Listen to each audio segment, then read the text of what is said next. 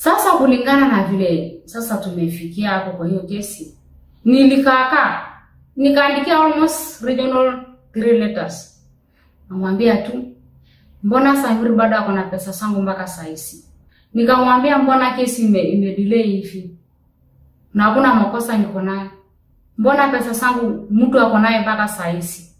Kuna that day nikakuja on 26 January nikaletea karatasi ya mwisho sasa. Nikaandikia nikamwambia mimi saa hii mali nimefika sasa. Mimi nimechoka kuongoja pesa zangu ambayo mtu aliobtain. Si eti amechukua. Alipewa pesa na yeye ndo alisema atapewa pesa. Yeye ndo tuliagana na yeye ndo wako interested. Wapi pesa zangu mpaka saa hizi? Wapi pesa zangu mpaka saa hizi?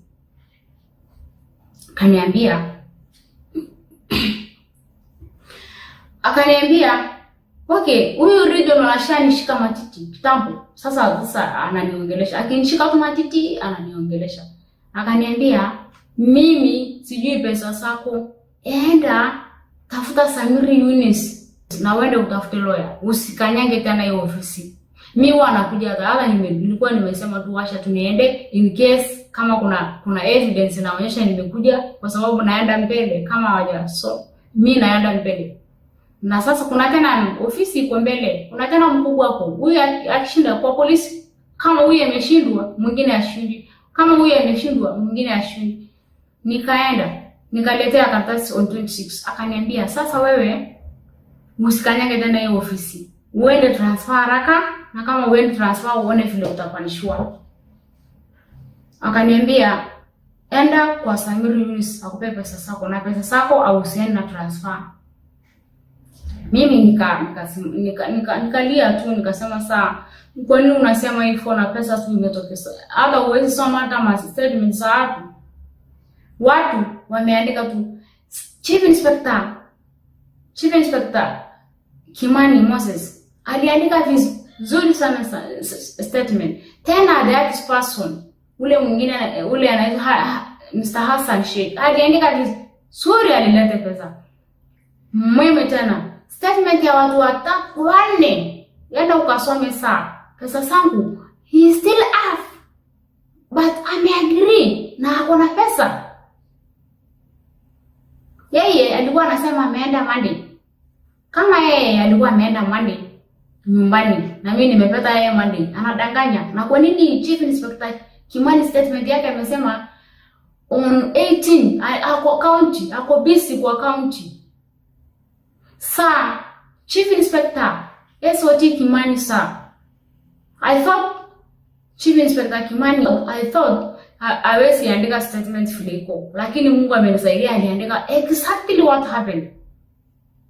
Na napongeza yeye, Mungu akubariki Chief Inspector Kimani mahali huko. Umeandika ukweli. Kama tu haikui imekataa kuwa. Kwa sababu wakubwa waliingilia kama umesema ukweli. Chenye walikuwa target, chenye mtu mwenye alikuwa target kuchukua pesa zangu na kunidhulumu, kunilipisha kisasi ambaye nimekataa kulala na yeye, ishakuwa ashalipa. Lakini uliandika statement siri Chief Inspector Kimani. I salute you, sir. Thanks for the statement. Kwa sababu vile tulikuwa hapo aliandika exactly chenye imefanyika kwa hiyo ofisi. Na nikaandika exactly chenye imefanyika kwa hiyo ofisi. Ambaye statement yangu haikufika imetolewa. Statement yangu imechomolewa, ikafurugwa, ikaandikwa vitu zingine ukisoma hata unashangaa. So, Sir Deputy, Sir Regional Mr. Gabriel Musau, umenidhulumu sana kunishikashika matiti na kudili kazi na kunifukuza kwa ofisi yake. Hiyo siku mimi nikaenda kwa internal affairs. Hakuna kitu nimebelieve. Wakati nilienda internal affairs sikuwa nimebelieve Deputy Inspector General atasafanya kitendo chenye nifanya. Nikaenda on 26 nimeenda kutupia regional resignation letter pamoja na nikaenda Nairobi on 29. nikaenda nikamanage kufika Saturday internal affairs, nikaenda nikapeana copy ya file, wakasoma, wakaona tu, wakasoma tu, wakasema hii kesi yako mbona iko straightforward. Mimi basi nika photocopy file nzima, nika launch complaint to the office of internal affairs. Nika launch complaint, nikaandikiwa statement, nikamalizwa, nikaambiwa Wednesday utajibiwa na director of internal affairs. Nikarudi tu mimi the following day, nikakuja mpaka back to Mombasa.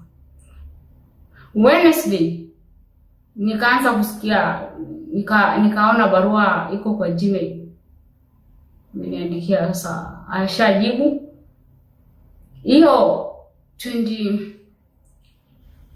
Hiyo Wednesday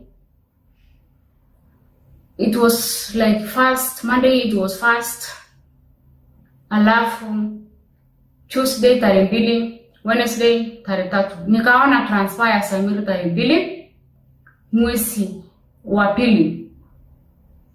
Nikaona transfer yake imetoka, ameenda Pangani. Alafu sorry to say, wakati nilienda hiyo ofisi, wakati hao walikuwa wananiandikia statement, walikuwa wananiambia Samir Yunus alikuwa anatoka Kamkunji na alikuwa na cases, na bado cases zako ziko kwa ofisi yao hasijaisha kudiliwa. Mimi tu nikamuuliza mwenye alikuwa anaandika statement yangu, nikamwambia alifanya nini, akaniambia amefanya ABCD, lakini cases zake ziko namna hiyo because tunadeal tu hii yako, tunajaribu lakini itasafiri kwa sababu ABCD na godfather ya huyu ni fulani. Sasa mimi nikakuja, godfather ya Samir ni Deputy Inspector General. Samir alikuwa amedhulumu watu wengi sana Kamkunji. Alafu godfather yeye anakafa Samir. Samir akidhulumu mtu yote, hata kama polisi yote, Samir anapelekwa mahali mzuri. Huyo polisi ambaye amekorogeana na yeye akapelekwa mahali mbalimbali kama Kajiado nini, mahali mbalimbali. Lakini Samir aliletwa Nairobi. Tena wakati ameasana na mimi, sasa alikuwa na makosa, kaletwa Pangani, the big city. Yeye apelekwi saa Deputy Inspector General. Samir alichukua pesa zangu 8,000 na ukampa yeye powers ya kundulumu mpaka hiyo kio wangu tumefika. Saa ukaenda ukatoa transfer yangu wakati tulikuwa tunadili kesi na umefeli kujua nini naendelea. Sana kulilia wewe Deputy Inspector General Mbugua. Umelilisha watu wengi sana, na nakuomba, mimi nakuomba, tafadhali sana, tafadhali sana, chenye umefanya haieleweki. Chenye umefanya mkubwa haifanyi kitu kama hiyo. Ni aibu. Unaara, yani mtu anaara police officer mwenzake, alafu instead kujua ni nini imetendeka na wewe ni mkubwa, alafu unasaidia huyo mtu aumie. Polisi wangapi wameumia kwa sababu ya Samir? Not the one only, but I'm the only one amejitokezea. Saa umenidhulumu sana. Umemwambia hata achukue pesa zangu. You Deputy Inspector General Edwin Mbukiwa, nafikiri ulimwambia yeye achukue pesa zangu kwa sababu nilirudishwa pesa nusu instead kuongezeka. Nikapewa 70,000. Ulisema hata wewe nimedab ile conclusion na recommendation ya inquiry file tumefungua. Niko naye sasa na nitaweka tumani. Saa nakulilia sana. Ni wewe umekosa hiyo transfer yangu. Ulikosa na si yangu peke yake. Umedhulumu watu wengi sana. Na ukampa powers ya kusimama kama mkubwa. Yeye akitaka kwenda mahali anataka anaenda. Yeye instead kupeleka yeye kupiga transfer akifanya mambo mabaya kama wale wengine wanapigwa Garissa, wewe unaleta yeye Mombasa, wengine unapeleka mbalimbali. Alafu baadaye tena hawezi tulia kwa sababu hafikiri. Mwezi miwili jaisha, akaanza kufanya kitu kingine tena, kufanyia ofisa mwingine. Alafu karudisha tena Pangani. It means that Na nini kama kuna mission anafanya police officers? Kuna kitu anafanya. Na sijajua ni nini. Lakini ile nimeinvestigate, nimechunguza Samir mahali anatoka. Amedudumu kwanza wanawake. Akakuja kwangu. Mimi sitamficha kwa sababu siku zake zilizidi 40 na siku za mwezi ni 40. Na tunakublame wewe saa. You are a deputy inspector general, but umedhulumu sisi sana. Saa unapea mtu powers, OCS. Alafu adhulumu wengine. Alafu ni yeye ndo anapeleka wao transfer kama mkubwa. Hiyo rangi ni kidogo saa. Kukuja mpaka mahali huko. Faili yangu pia nimeandika instead kufikia kwa Inspector General ikakufikia wewe. Kwa nini hujaachilia faili yangu iende kwa Inspector General? Hiyo kesi ilikuwa straightforward.